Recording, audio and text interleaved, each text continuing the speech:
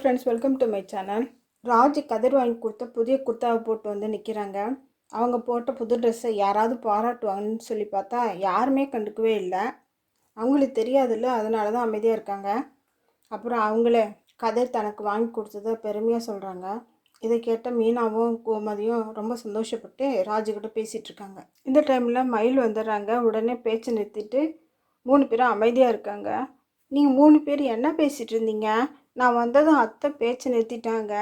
என்ன பேசிகிட்டு இருந்தீங்க அப்படின்னு எப்பயும் போல் நைஸாக கேட்குறாங்க மயில். அது உங்களுக்கு தெரியக்கூடாதுன்னு தானே நான் அத்தையை இடித்தேன். அப்புறம் எப்படி சொல்வேன்னு சொல்கிறாங்க மீனா.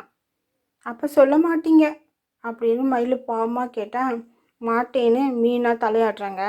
அப்படியே மயிலோட மூஞ்சி சுருங்கி போயிடுது. பார்க்க நமக்கே பாவமாக இருக்குப்பா. அடுத்து ராஜியும் கோமதியும் கோயிலுக்கு போகிறாங்க.